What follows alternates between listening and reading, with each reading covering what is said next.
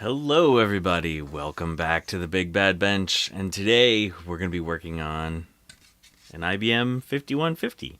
Not that it actually has a little label here, but this is the front of it, and as you can probably tell, it's fallen apart into a lot of pieces.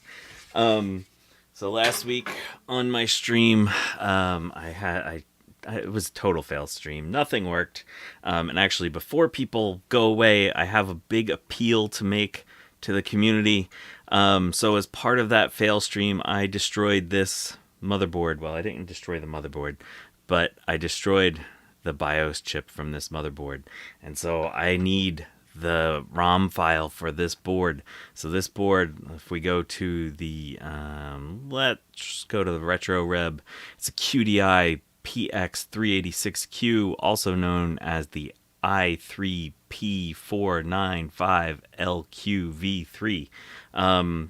Basically, I found some stuff out, and I destroyed this BIOS chip. So let me say hi to everyone in the chat. We got Garth Beagle, we got Vic the Vicar, Gut Bomb, Epitronics. How's it going, y'all? Oh, I'll try to be quick for you, Vic. I don't want you to miss your Eurovision party. That sounds like a good time. So yeah, this board was giving us issues. When I checked the ISA clock, it was only doing like 500 kilohertz. It should be 8 megahertz. And if we go over to the microscope, eventually I figured out that this crystal was bad. And so if we look at this little crystal right here and we pull on this leg, no, it's probably not going to do it for me. It moves. And you don't want your crystal legs moving. There it goes. You can see that one moving. So that was bad. So I replaced the crystal, and the board now has a proper 8 megahertz ISA bus. That's telling me that it's probably going to work if I can get the BIOS working. If we take a look here, I don't know if you're going to be able to see it or not, but I'll do my best. Basically what happens, and someone posted on my social media on not Discord, blah blah blah. Let's see here. So I can show you. Oh yeah, there it is. It's over on the other side.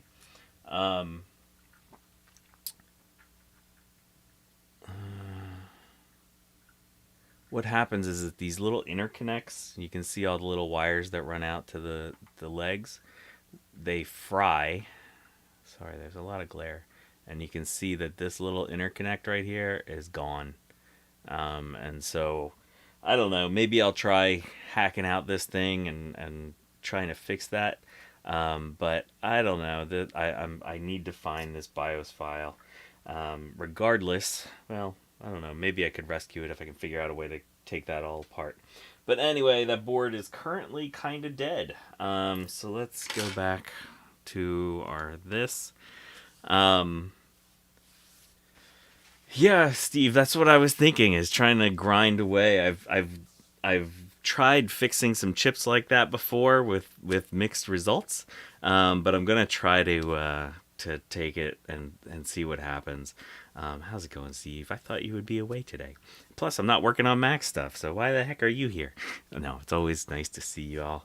Okay, so let's get on to our IBM 5150 friend. And on the board, or on the Big Bad Bench here, I have the power supply, and those of you with keen eyes can probably already see one of the issues with this power supply. We have a nice big exploded cap. Also, when I was taking apart the power supply, I found out that the fan was cracked. Yeah, it's glued up tight now. Oh yeah, it clicks a little. This is going to be fun when it starts up. I'll have to fix that eventually. So I JB welded this back into place. I should probably wind up replacing the fan, but we'll see what happens. All right, so let's get this thing off and see if we can fix this, if that'll fix this power supply. Although I've never actually powered on this board, so there might not be anything broken with it. I mean, aside from a really exploded cap. Yeah, it'll sound like a kid's bicycle.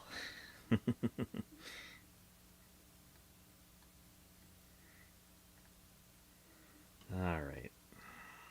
I think I pulled out the right cap already, so I don't have to go searching for caps. Hopefully. Hopefully.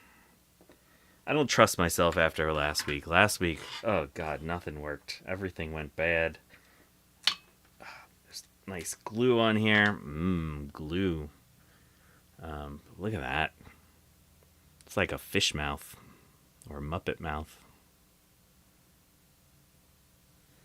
All right, so we've got 10 volt 2200 microfarad. Got a newer 10 volt 2200 microfarad. It scared the waz out of you. Oh shoot, that's funny. Wow. All right, let's put that guy in there. Let's put some solder on that guy.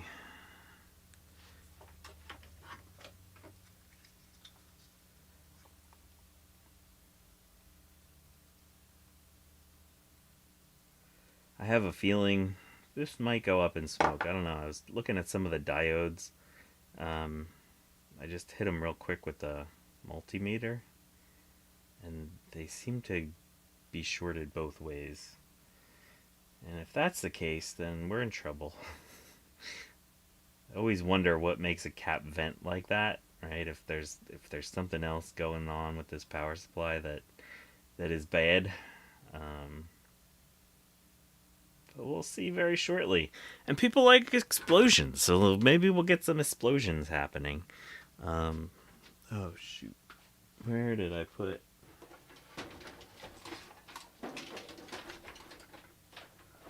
This will work.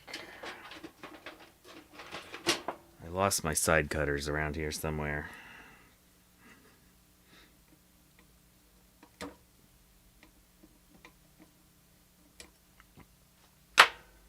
Yay, Epitronics. Of course you love your explosions.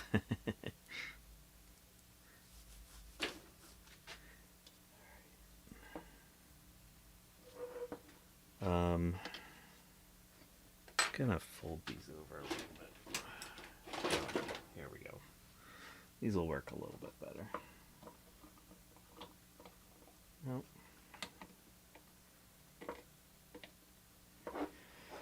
Okay, so let's oh yeah, this thing. So when I took this apart so that I could actually get it off, one of the interesting bits is if you look here, we have ground neutral live.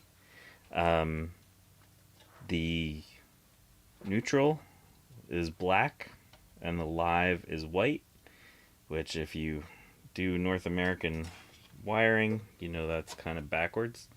But that's how they had it, right? Let's just double check that. Let's just double check that. This is for later. Let's talk about that later. But yeah, there was white there and black there. Okay. Just for my peace of mind, because I don't trust my memory a lot of the time. But no, I went in and actually checked it with the voltmeter, and it turns out that that's just how they had it wired.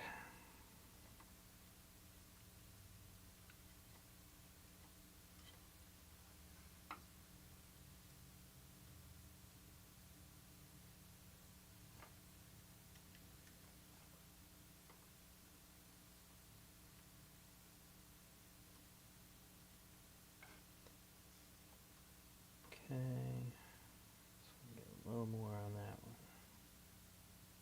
These are really giant solder joints. Okay, that's that, and now we got to put the 110/, Oh, look at this. Now I broke a wire. Oh, jeez. Oh, I can tell we're already off to a good start today. Everything is going to go perfect. Gosh darn it. Okay, let's see. Which way did this go? This goes like this.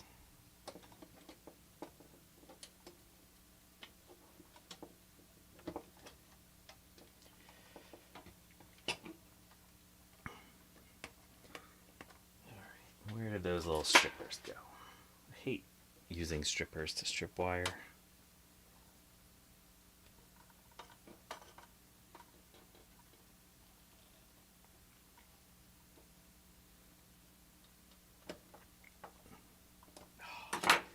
Yep, we're gonna do it my way.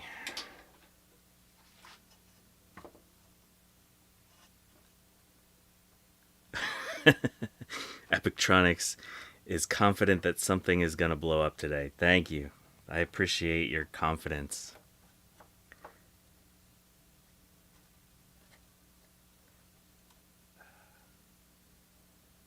So this is the way I strip wires. I like to just roll it around in my fingers with a razor blade.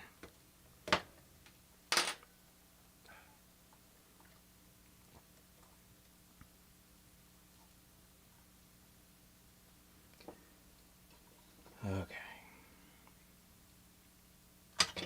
That was not far enough.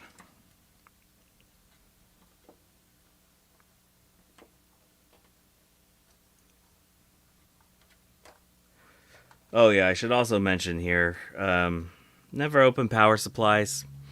Even if you know what you're doing, just don't open power supplies, you know. That's sort of the general advice. So if you ever open up a power supply and hurt yourself, it's definitely not my fault. I showed you how not to do it. Okay. Now we got to figure out how to get this mess out of here. Look at this. Oh, jeez.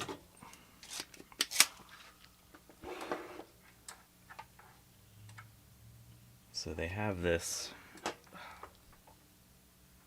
soldered up over here.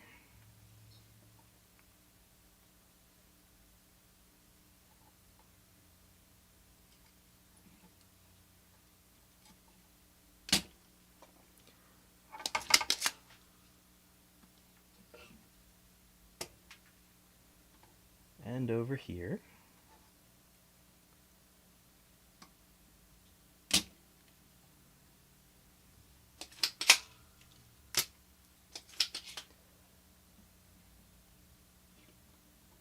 If I knew I was going to be doing stuff this big, I probably would have used a bigger solder tip. Look at all the solder that's in here. Okay.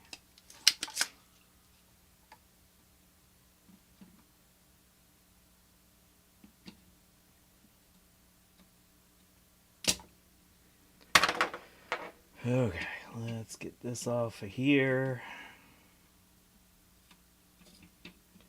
I'm kind of getting the feeling that this was not the original power supply for this thing.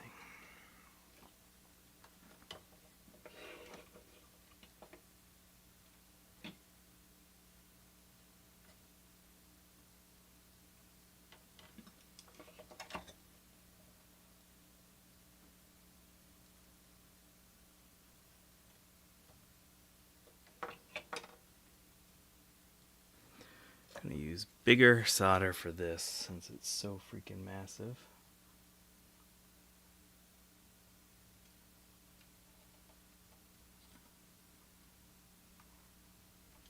Okay.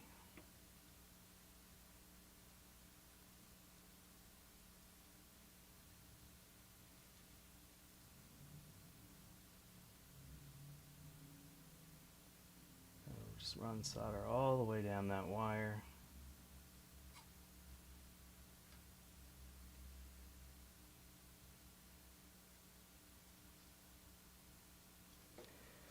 Okie dokie. Oh yeah, now I still gotta hook up the switch.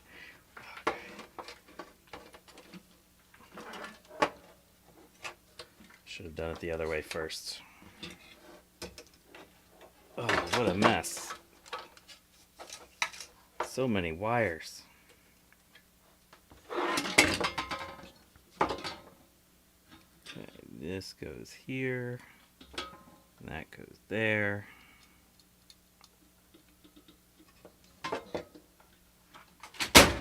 Oh, geez. Now I dropped my mouse.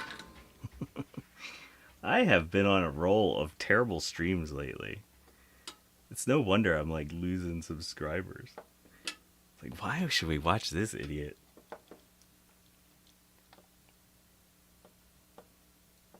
Come on, you thing.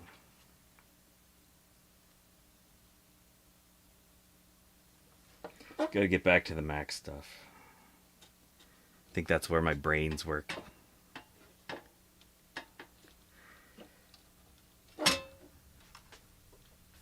Okay.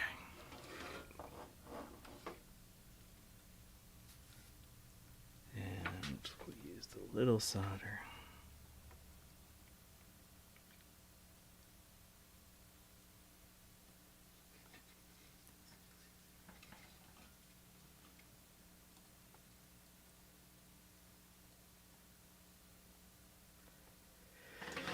Oof, yeah, should I sing? That would make me lose subscribers even faster.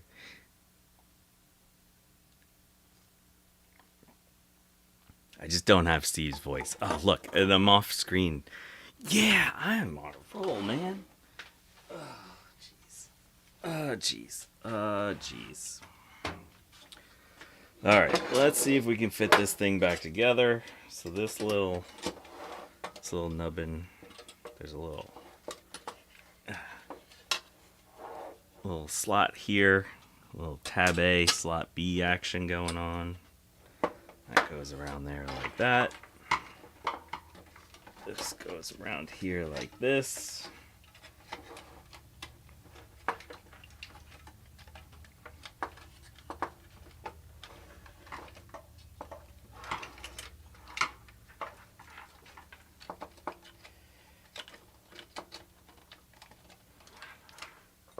Yay, I was able to get a board in place.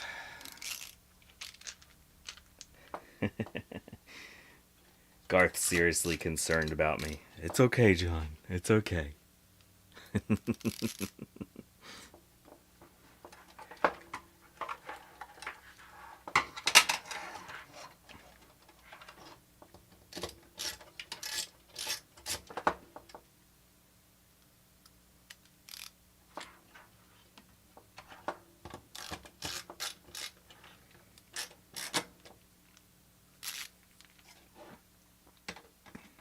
Oh, gotta pop that off so I can get that screw in.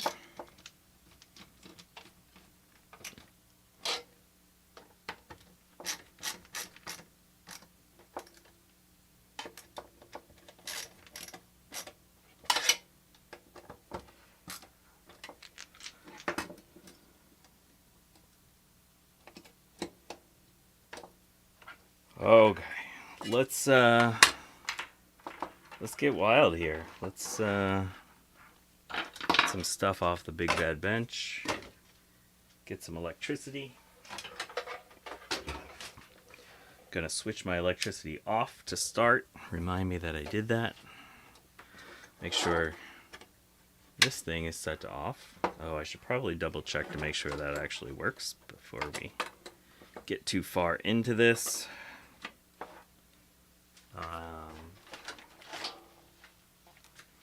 Okay. Yeah, so I'm gonna hook up an old hard drive first. Let's make sure our switch is good. Okay, we got a beep. So here we have an Western Digital with a click of death. So if we screw it up, who cares?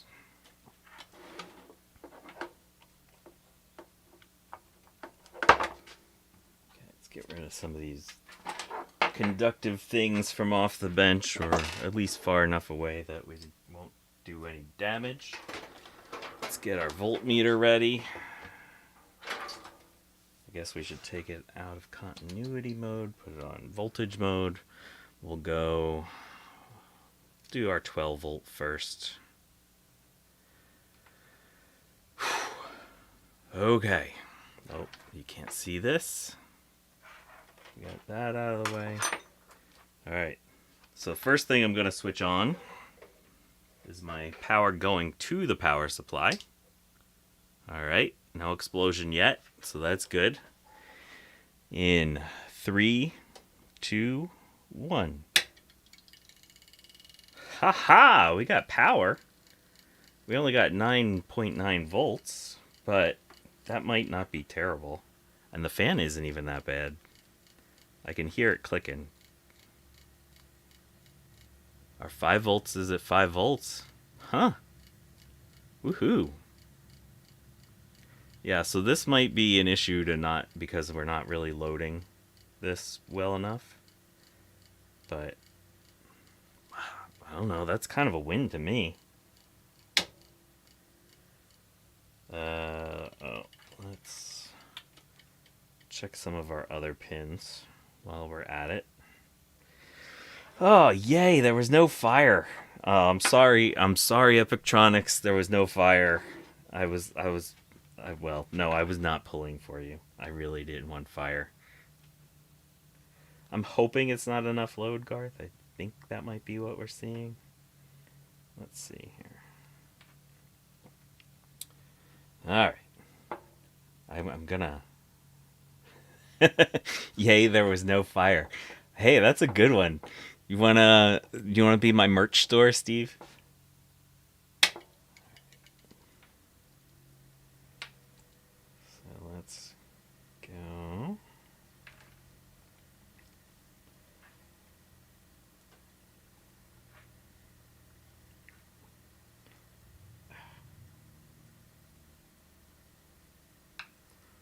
Okay, so our negative 12 is that, which is identical to our positive 12 in the opposite direction. I think that's our power good signal.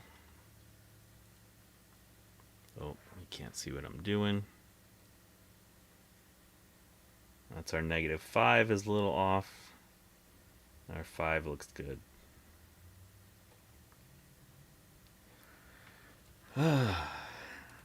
A big bad biologist beanie. Big bad beanie. That's funny. Oh, funny. Alright, good stuff. Alright, so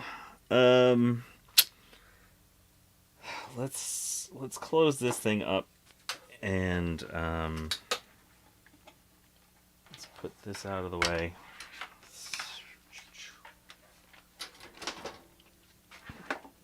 Alright, so to make things more complicated, the fan... How does all this go? Okay, the fan goes here like this. Yeah, we're gonna definitely take that as a win, because geez, I need a win. Ugh. I'm still upset about that BIOS. Oh, I can't believe I did that. I've just been beating myself up all week about it. Especially since I think I figured out what's wrong with the board. So, please, people, if you can find that BIOS for that QDI motherboard, please let me know. I need it.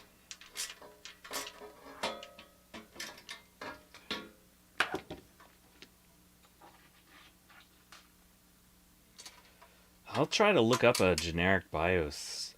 I mean, so I have some other 386 boards around, and I did try their BIOSes, and I got nothing.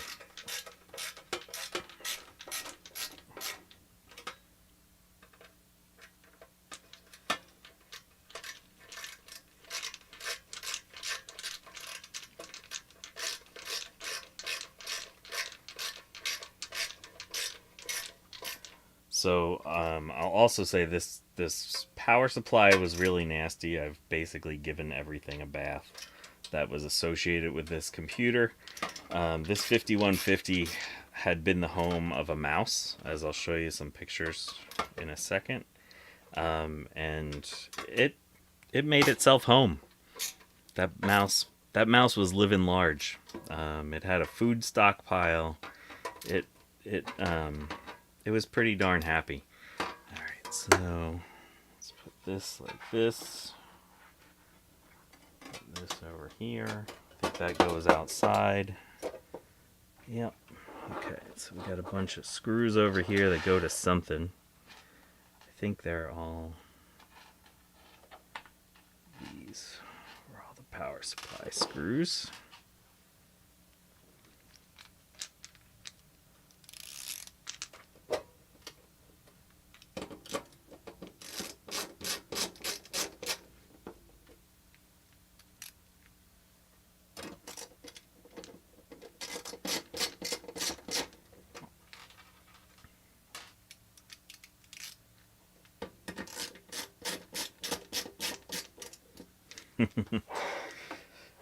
Hey, Dave. David's Vintage Apple Techs here. How's it going, Dave?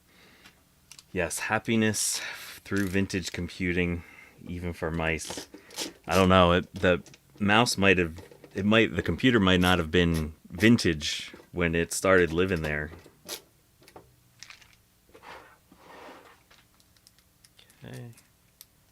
Power supply here.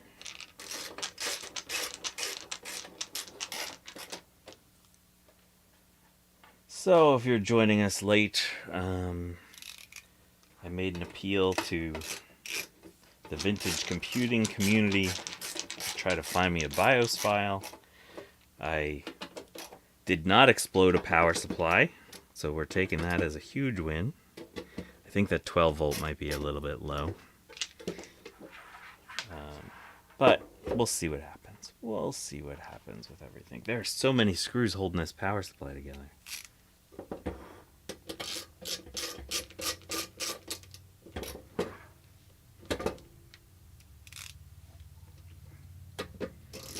So yeah, the power supply got totally disassembled and cleaned. Okay, there's our last screw there. And this looks dirty. You can see all these little marks in it. I don't know. I think that was like a food storage area. So this was really bad. I did a lot of scrubbing there. I got one of these guys here. Put our strain relief in there just to be relieved.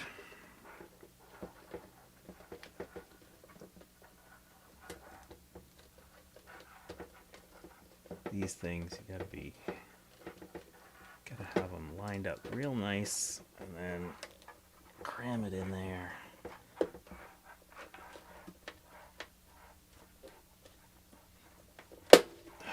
There we go. Okay. All right. So let's talk about our motherboard. So you can see here, this is our 5150 motherboard. It's really nice and clean and pretty right now.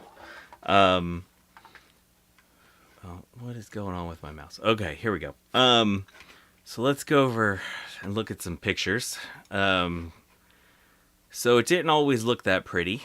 So if we look at this motherboard when we first got it, you can see some really nice mouse remnants here, and then some remnants here and over here. And if you look inside the ISA slots, there's a nice little poo right there. If you look inside the ISA slots, there are little seeds that are hidden in all the ISA slots. So that was fun. That was actually a relatively clean part of the board. On the memory, bunch of nastiness there too. Yeah, look at all that grossness there. And so then I gave it a nice ultrasonic bath. Look at the water inside this ultrasonic class. That was brand new ultrasonic water before I started this cleaning process. And so it was nasty. And then it came out of the ultrasonic and it looked all nice and pretty. And so that's where we are with the board right now. Let's pull this back up. So yeah, we're nice and fresh. 5150 with a button battery. Well, technically, yeah, no, that was just a sticker. But interestingly, one of the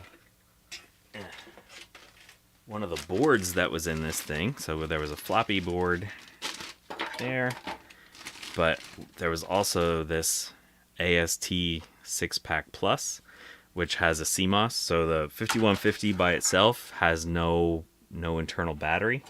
And so this board adds extra RAM, and it also adds CMOS ability, and also, well, it gives you a serial and a parallel port, which is awesome. So yeah, these are nice little boards to have for these things. So eventually we'll get to try this out. I don't think we're going to get to that today. Set this aside. All right, so let me show you what we're dealing with right now. And so I have my little postcode card reader in here, and that's not really to you know, it's not going to read postcodes because that's not a thing in this early of a computer, but it has LEDs for different voltages and stuff just to show me that we're doing correct things. And so I also have a ISA VGA card in here. And so here's what this thing does when we power it on in 3, 2, 1.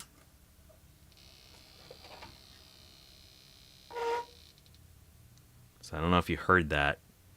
It's kind of like a sad like kind of sound. Let's see if it'll do it again. And so we get nothing on the screen. We get sad noise. A little weird hum for a second.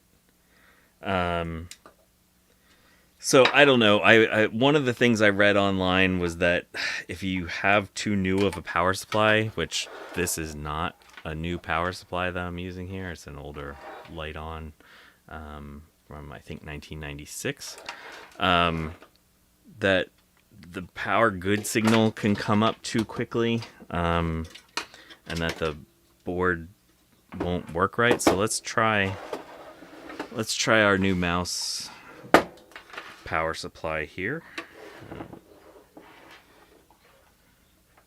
That. Okay, do this and plug this in. These leads are not very long.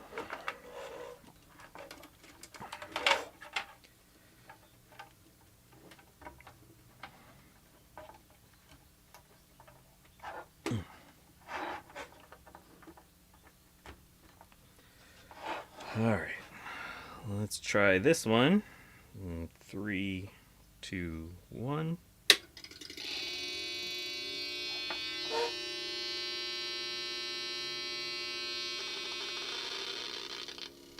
So that was a more defined beep. It almost sounded like a beep. So let's see what the voltages are on this thing right now while we have it going.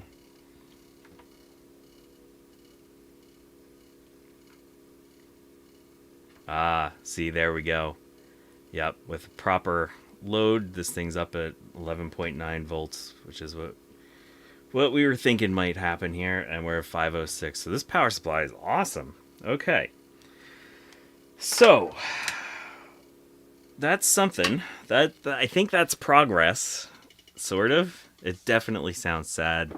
I don't know if you can hear the fan sounding sad.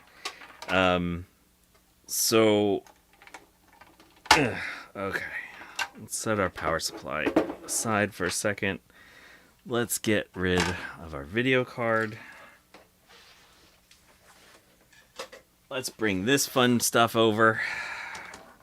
We don't need that right now. Yes, there's a nice little click, click, click with the fan. Um,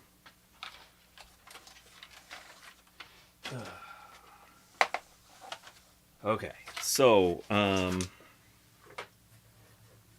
we don't need the keyboard. Yeah. Okay, here we go. It's missing its mouse friend. Yeah, they got really attached to one another, quite literally. There, if you want to look at our board. Oh, there's still a freaking seed pod in there. Oh my gosh. I don't think that's the cause of our problems, though. So this is the second version of. We'll turn it this way so you can read it easier. Of the 5150 motherboard. And actually, here, let me show you. Oh, that's not the page we want. Okay, so this is -0degrees.net, who I think his name is Modem7 on one of the forums. Just such a great resource of 5150 information. And so, he has all the switch blocks, so all the details of this thing are controlled by dip switches, and so there's 2 dip switch blocks. So yeah, this is what we're gonna need to play with here a little bit. So you might notice here that we're missing all of this RAM. Supposedly I have the dip switches configured properly for this amount of RAM. But one of the things that kept popping up is the board might get kind of funky if it doesn't have all the RAM populated. So I don't know. Yeah, watch out for ISA sprouts. Get a nice ISA plant. It'll grow me a CGA card. So this thing was totally populated when I got it. And if we look at the chips that were on here, not these were from my Apple II. These were all chips that are not these 3, they weren't in there. But the rest of these chips, this one included, were all in this. And look at this. This is one of our friends. If we're in the vintage computing circles, we know early MT RAM. Yep, MT again. So these were all the chips that I tested that are bad. So yeah, so 1, 2, 3, 4, 5, 6, 7, 9 of the chips that were in this board were bad. So how did I know they were bad? Well, I guessed, but also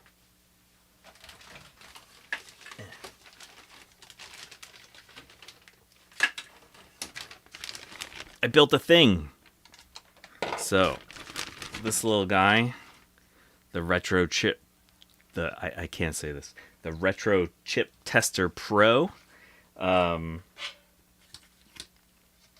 freaking awesome. I've been having so much fun with this thing. Like it's just wrong how much fun I'm having with this thing.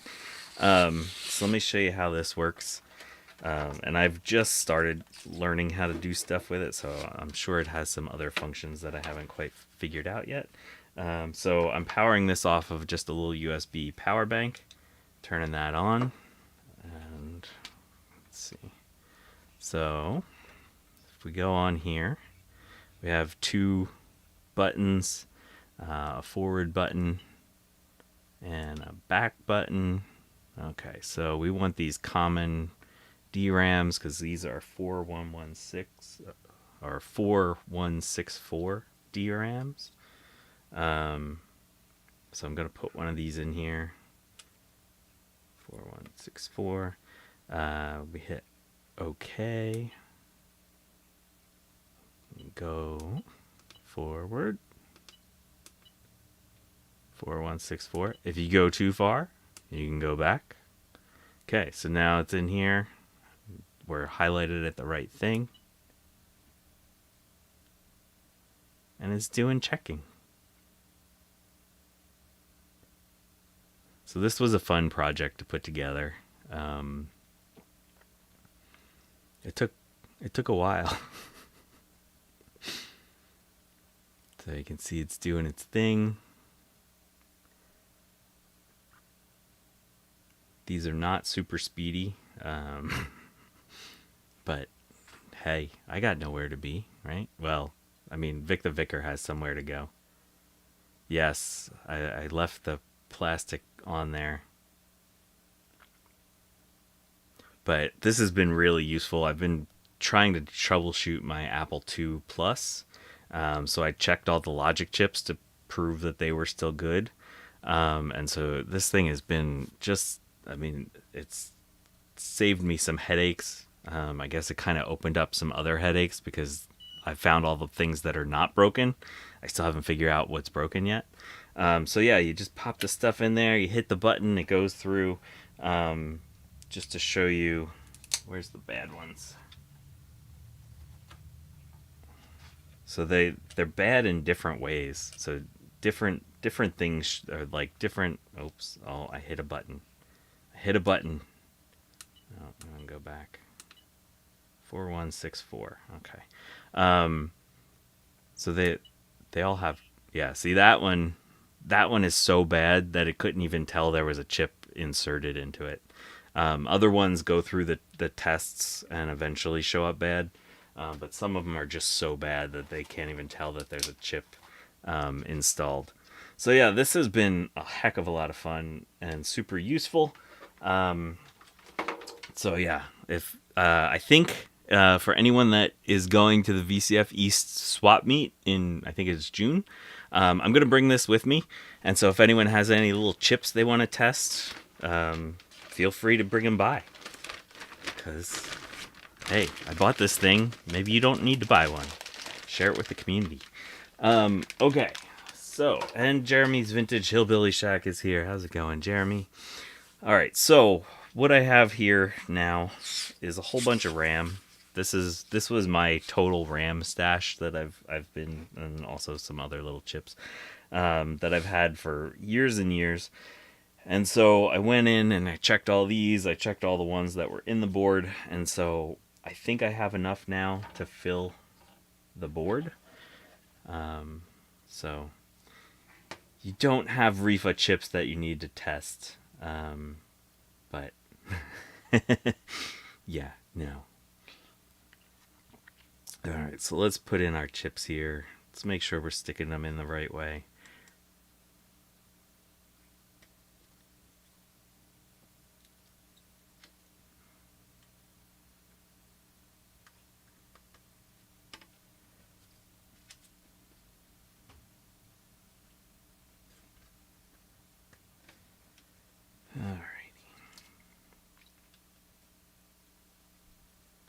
So these ones are basically matches to the ones that are built into the motherboard, which is kind of cool. I was excited to see that I had basic matches. Oh, Jeremy, what have you missed? So what did we do today so far? We made an appeal. I think I figured out what was wrong with your 386 motherboard that you gave me at VCF East. But unfortunately, I fried the BIOS, so I need somebody to find me the BIOS for that board. What else did we do? We added a capacitor to the power supply for this 5150, and it powered right up, which is awesome. And now we're putting some RAM in this board, and we'll play with the jumpers and see if this is what this thing needs to take it to the next level.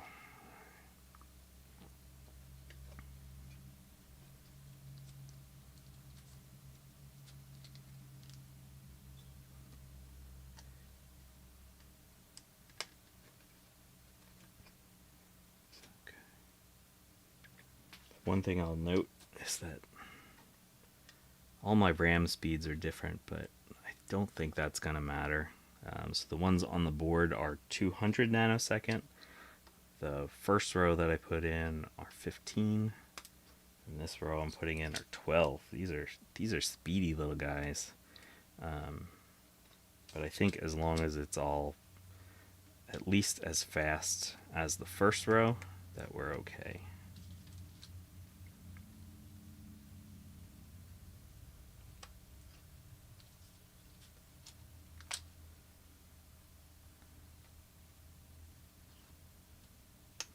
Of course, I've deoxidated everything. I've reseated the CPU. I haven't reseated the ROMs yet. That's probably a good thing to try. Okay, let's go with these. Oop, that just flew out of there.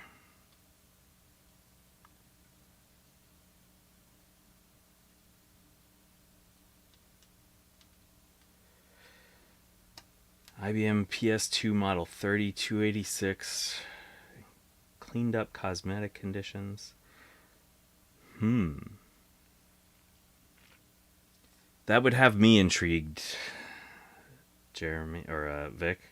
You might want to Epictronics. You want to chime in on this one? You're sort of the IBM PS2 Model 30 expert around here.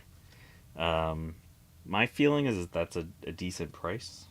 All right, so we're gonna use these MasTech RAMs, DRAMs.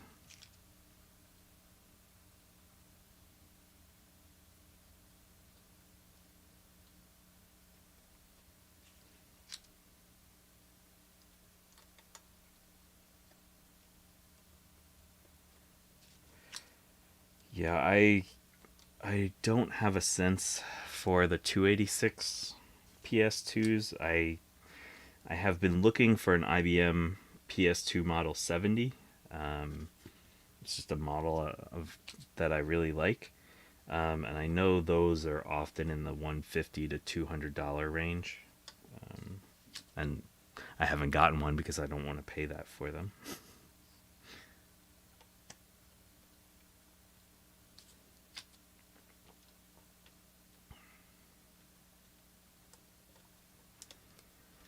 Okay. Let's see, my deoxide has gotten everywhere. All right, so we now have this first row with Motorola chips. We have this one. Which chips are these? Are they Samsung? And then we got MasTech. Gotta love having some MasTech chips in your computer. All right, so let's see what this thing does right now. I have a feeling it's gonna be sad, because we gotta put the jumpers in right. But I just want to see what happens.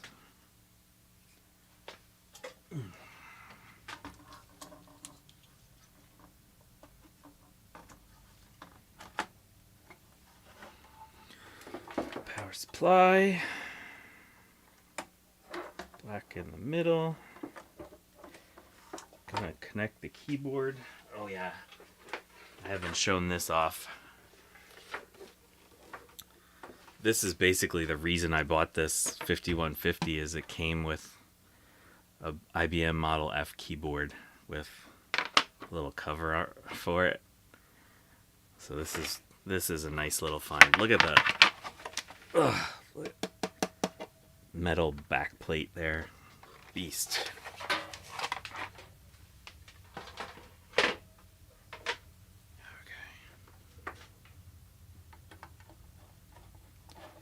Okay, keyboard's plugged in. I'm gonna keep this because I still, we got voltage okay, but I still don't totally trust the power supply. So we'll keep that over there just to keep an eye on things. Let's keep our 12 volts. Okay, and 3, 2, 1.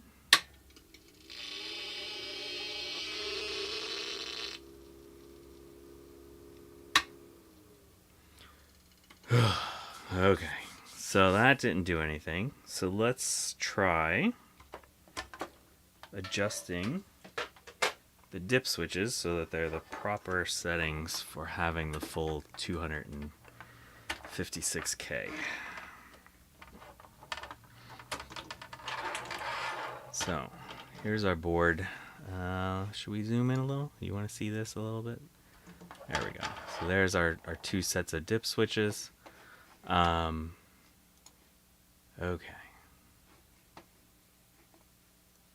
So just to show you,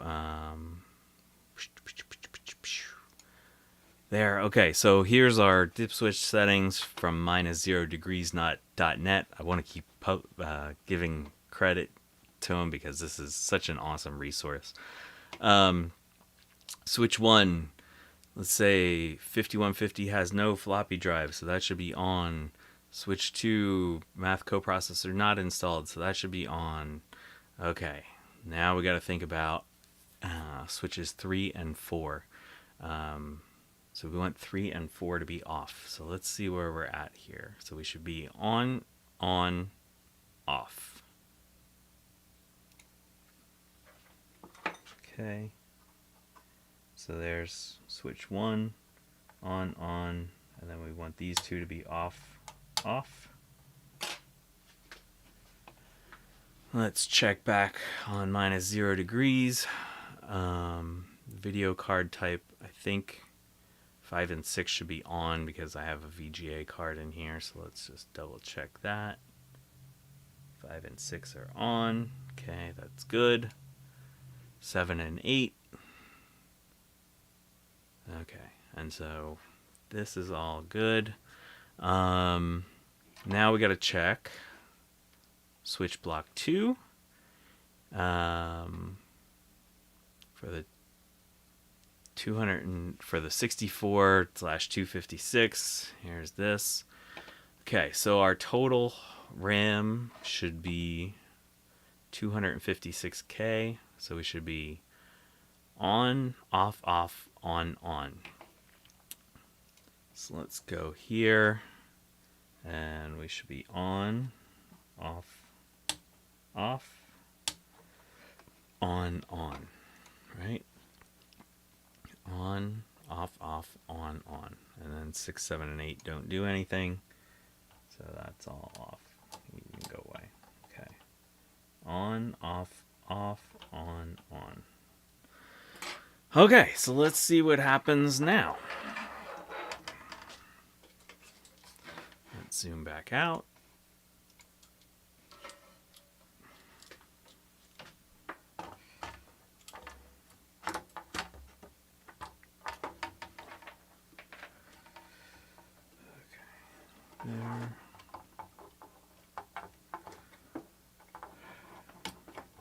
There. Okay, ready in 3, 2, 1.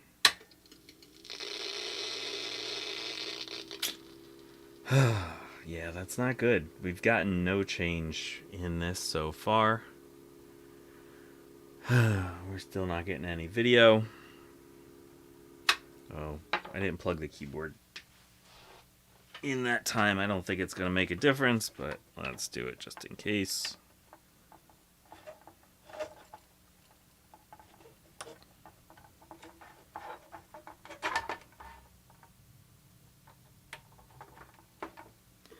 Three, two, one. Same exact thing. I mean, it's... yeah.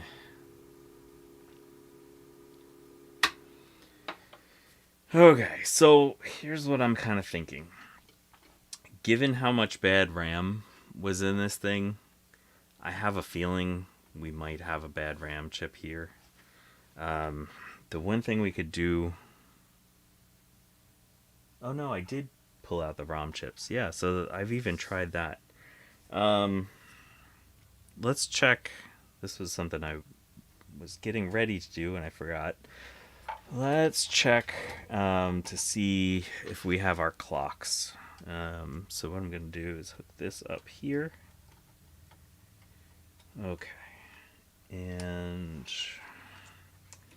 if we count up 1, 2, 3, 4, 5, 6, 7, 8, 9, 10, 11, 12, 13, 14, 15, 16, 17, 18, 19, 20. Okay, that should be our ISA bus clock. Don't you love that noise? Oof. Okay.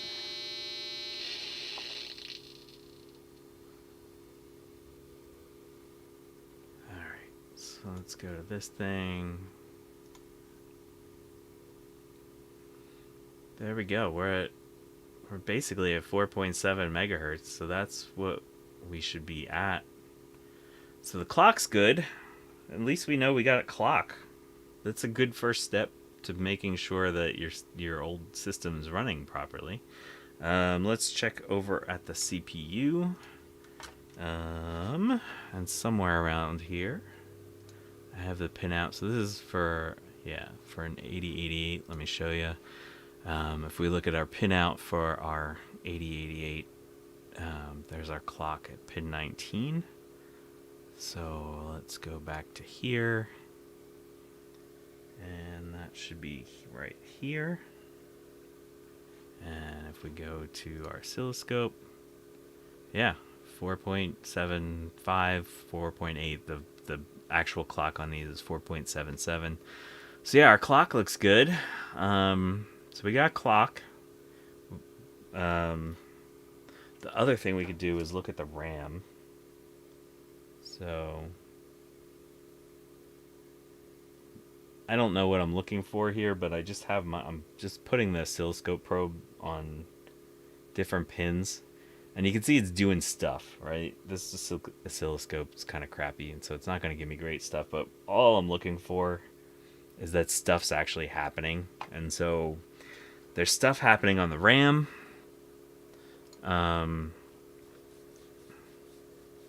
Yes, this thing sounds very sick in a bad way. Is there a diagram for these boards? Yeah, there is. Someone made a diagnostic ROM, which is pretty cool. So yeah, we're getting no video out, and we're getting a weird beep that works for a little while. And so, yeah. All right, what else we got? Oh yeah, let's look at this. It might just need some vitamins. Yeah, Steve, that makes perfect sense to me. So I have a feeling that one of these first 16K or first 64K RAM chips is bad. So I think what I'm gonna do is spend some time desoldering this, desoldering those, and eventually, checking all of them, because once they're out of the board, then I can check them pretty easily in the Retro Chip Tester Pro. So yeah, so that's kind of where I'm at for today. I was hoping to put this thing back together. Let's put the faceplate back on the system, just so I feel like I'm doing something productive and losing some parts. I'm happy that the power supply is back together and functioning. That's a pretty big win. I'll take that as a win. Geez, I need wins as much as I can get. Don't forget those sockets before installing the RAM again. Yeah, I'll be putting them in sockets. I'm not gonna just put the RAM right into the board. But this, I don't have a fancy desoldering station, so this is gonna require a lot of time with me and the solder pult, as if I haven't spent enough time with the solder pult. Gonna have to spend some time with it, pull them out. Losing parts are my mind. It's all the same thing. The parts are my mind. Let's put this out of the way. So, I don't know if anyone remembers from last week, but the front of this case was really nasty. It was just like coated in dirt and stuff. So I had some stuff retrobrighting, and so I just dunked it in there for a little while to clean it up. Not necessarily to do any retrobrighting. This is painted. The main outer part of the case had a really nasty, very deep rust spot in it, and so basically I ground that down, and I just hit it with some self-etching primer. Eventually I want to come back and paint the whole case, but I need to find a place that sells this particular color. Well, I gotta figure out what the color is, and then do that up. Okay, so this goes up there like that. Got all these screws. This is one of the benefits of these fancy snap-on screwdrivers. You can pop this off, put on a longer extendy one. Okay. Just makes getting at those screws a little easier.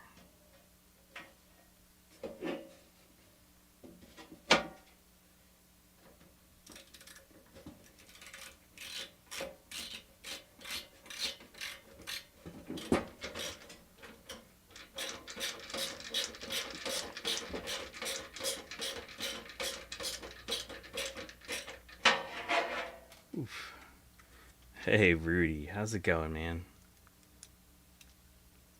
I also want to give a shout out to Rudy because when I was working on my Apple II Plus a couple weeks ago, I had totally forgotten Rudy's resources for troubleshooting apples. And I had just watched the video on that like a few days in advance.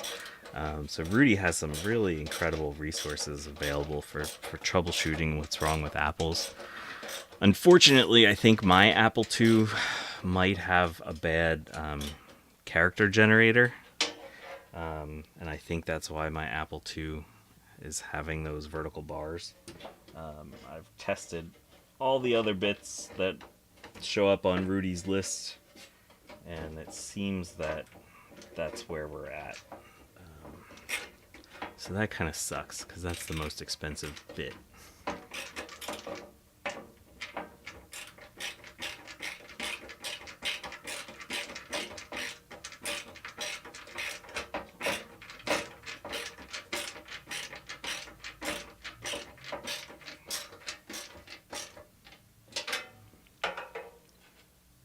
Okay, oh, not that screw.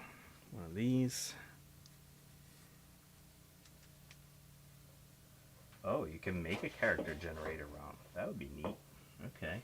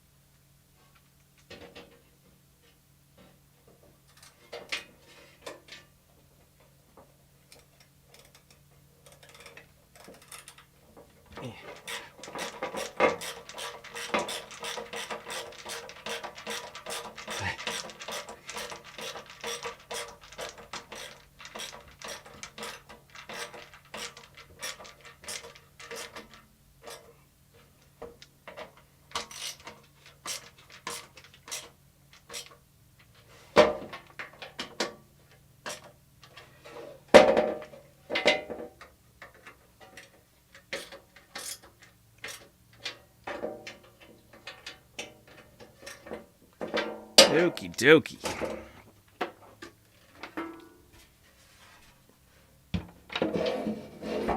So, before I dunked it in the bath, I took off the little emblem.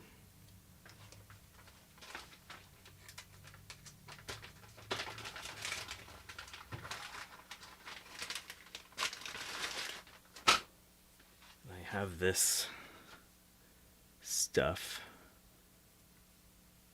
It says double face tape. Widmore. This is probably from the 50s. I don't know, but this stuff is intense. It's really good for this kind of work. What the heck happened? I don't remember doing this to it. Got slices through here.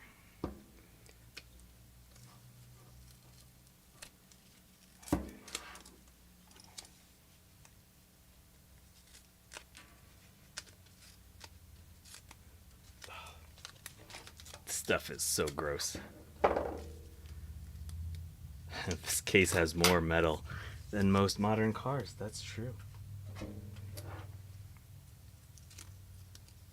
Alright, so just gonna put some new double-sided tape on there.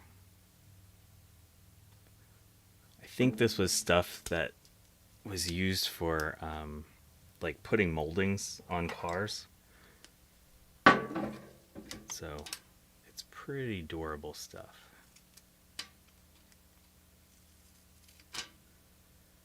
I've had it for years, if you can't tell, but it's still super, super mega sticky.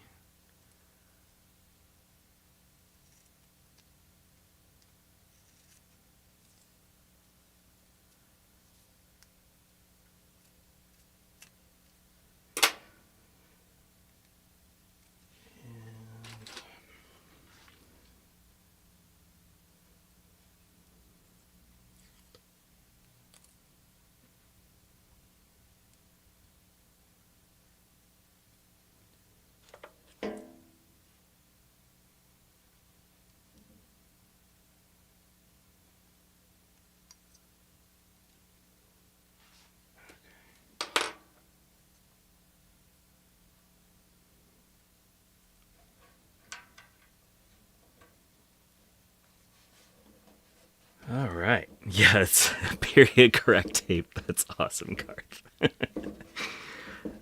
This isn't as satisfying as like when you finally get a computer all together and you put the little Apple logo in as your last bit, but this was good. I didn't want to lose as my little IBM badge.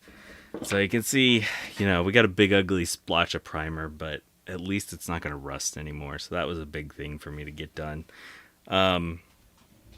So that's that. Let's see. While I'm thinking about it, let's talk about this project. A little update to one of the other projects I was working on last weekend. So this was another board I got from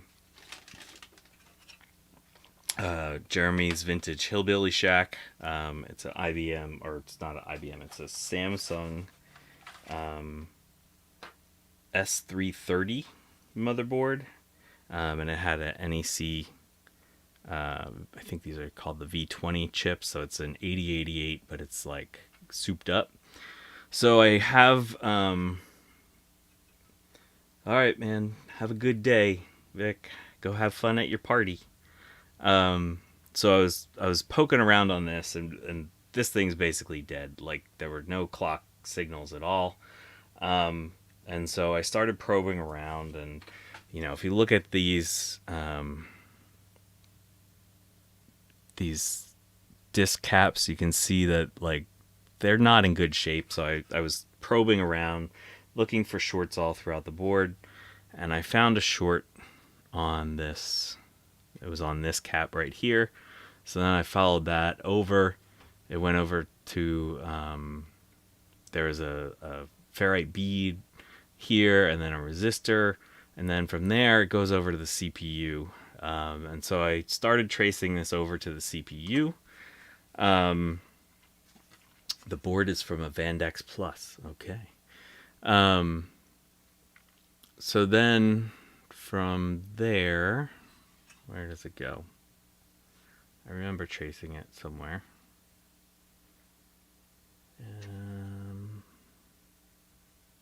Oh, okay, yeah. So it goes here and then comes down underneath the board to there and here. And so basically, there's a short here.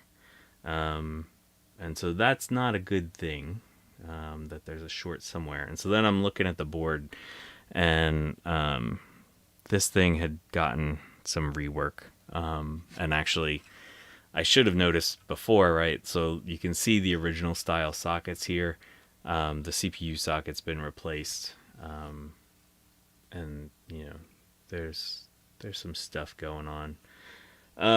So yeah, Jeremy, it was still a little gross when I got it. I gave it an ultrasonic bath to clean it up, and so it's in a little bit better shape now.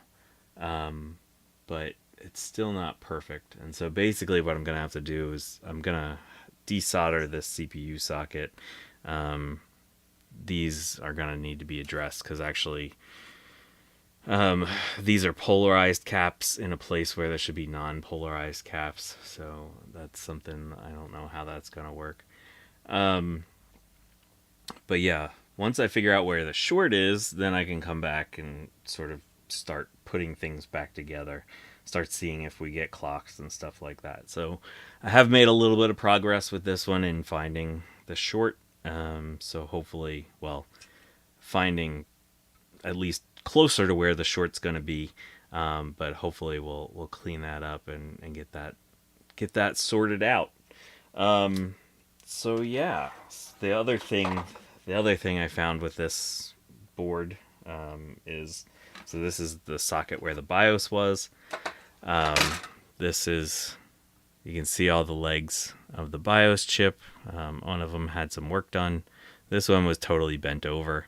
Most of them are kind of mangled, so we're gonna have to straighten them out, get that cleaned up. So yeah, there's some progress happening there, but really one of the things I'd like to do, part of the reason I got my 5150 out, is because I need a way to test CPUs, right? So I need a board that'll take a XT class CPU. So hopefully if I get my 5150 running, we'll be able to check to make sure this CPU is good, and then go on from there. So again, gonna make one final plea. Where's that board? I got boards all over the place. Okay, so this board. Oh no, we're not showing it to the camera. I need the BIOS for this board. Let's go back to the retro web. The QDI PX386Q or i3P495LQ. If anyone has the BIOS file to this, or if you know of a generic BIOS that might work, please let me know. So I think we're really close to getting this board fixed. I found the clock chip was bad, so I put a new clock chip on, and we're starting to get the proper clocks over at the ISA bus. So hopefully we're really close. All I need to get this going is the new BIOS chip. So please, someone help me out, find the BIOS file for that. All right, but aside from that, please have a good day. So thank you all for stopping by today. I really appreciate all of your views and comments and likes. So yeah, I think next week I'm gonna come back to some Mac stuff. I really want to show off my Mac Plus modification to add internal SCSI. And so I want to get that out there for the world to start playing with and improving on my design, because honestly my design's kind of wonky. But yeah, have a lovely day, y'all, and thank you so much for stopping by. Let's do a thing. No, not that.